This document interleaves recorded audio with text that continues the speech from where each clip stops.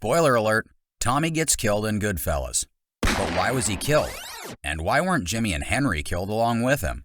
You could blame it on bad blood and bad attitude. As for Jimmy and Henry, you could say that it was the luck of the Irish that saved them from getting killed.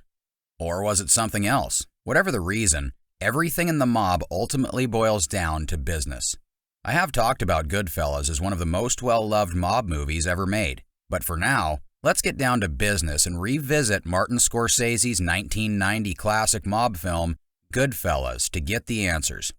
In a recent TCM interview, director Martin Scorsese said he didn't want to make another mob film, but when he read the book Wise Guy by Nicholas Pileggi, Scorsese was inspired to share what he himself saw every day as a kid growing up in New York City.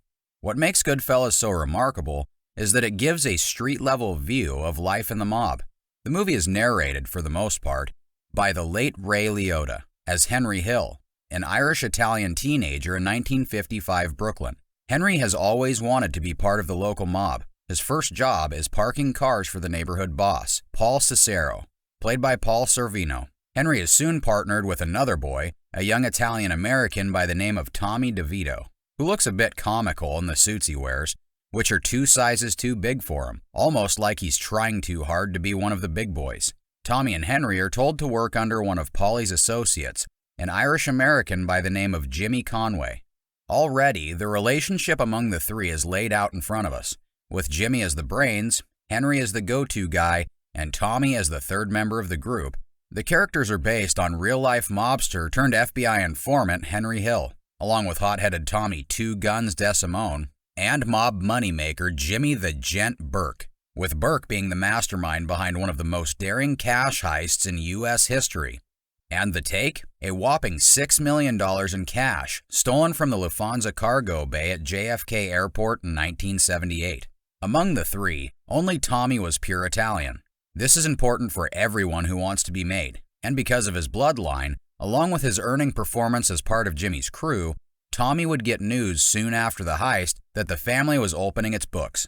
Although Jimmy and Henry could never get made on account of their Irish blood, they brought in so much money that they were one of Paulie's most valued associates.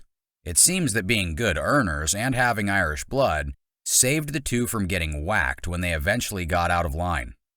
It takes more than luck to dodge a bullet, of course. For Henry, it was getting caught by the FBI. After the Lufthansa heist, Jimmy starts getting jumpy. He's worried he would get pinned for the heist. Meanwhile, having nothing to do with the heist, Henry has other things to worry about, mainly his side hustle. You see, Henry and Jimmy went against Paulie's explicit orders to stay out of this dirty business of dealing drugs. Paulie warned Henry that getting caught, even for the smallest thing, would lead to a very long prison sentence, something Paulie wanted nothing to do with at his age.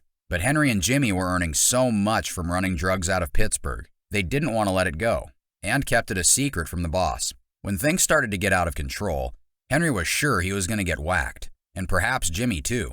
But what they got instead was a warning, in the form of Tommy's death. But why Tommy? Like all movies about organized crime, murder is the inevitable end for some characters. In Goodfellas, you might ask, what did Tommy do to get himself killed? What Tommy did earned him a sanctioned hit. To understand this, we must first get it straight that all organizations have rules, and the Mafia is no different. Henry explains, for most of the guys, killing gotta be accepted. Murder was the only way that everyone stayed in line. You got out of line, you got whacked. Everybody knew the rules. But sometimes, even if people didn't get out of line, they got whacked. I mean, it's just become a habit for some of the guys. Guys would get into arguments over nothing, and before you knew it, one of them was dead. And they were shooting each other all the time. Shooting people was a normal thing. It was no big deal. One of these laws is that you cannot kill a member of the Mafia without authorization from his boss. Tommy was murdered because he broke Mafia law. But that was only the beginning of his end. Midway through Goodfellas, Tommy murders Billy Batts, a member of the Gambino crime family. Recently released from prison, Batts is celebrating at Henry's bar. When Tommy arrives, Batts and Tommy have an awkward exchange that hints at bad blood between the two. Soon enough, an insult is thrown about Tommy's shine box, And all hell is about to break loose when Henry intervenes, knowing full well that you can't kill a made guy. He was untouchable. This doesn't stop Tommy from pistol whipping Bats to death, with Jimmy helping him out by kicking the crap out of Bats. This is the first of 2 murders Tommy commits in Goodfellas. The unsanctioned murder of a Gambino member certainly puts everyone in trouble, but the second murder is of an inconsequential employee at Henry's club, a young man who goes by the name of Spider. Although killing a nobody means nothing to the mob, it is Tommy's temperament that is put into the spotlight here. Tommy accidentally shoots Spider in the foot for failing to take his drink order. Spider is taken to the doctor, and the next time we see him, he's got a cast on his foot. Tommy starts picking on him, but this is too much for Spider. He tells Tommy to go fuck himself, and the room goes dead silent. Everyone's in shock. Jimmy is amused at Spider for having the guts to stand up for himself, but you can clearly see how the only one in the room who hasn't recovered from this is Tommy. Now, Tommy is known for being excessively violent.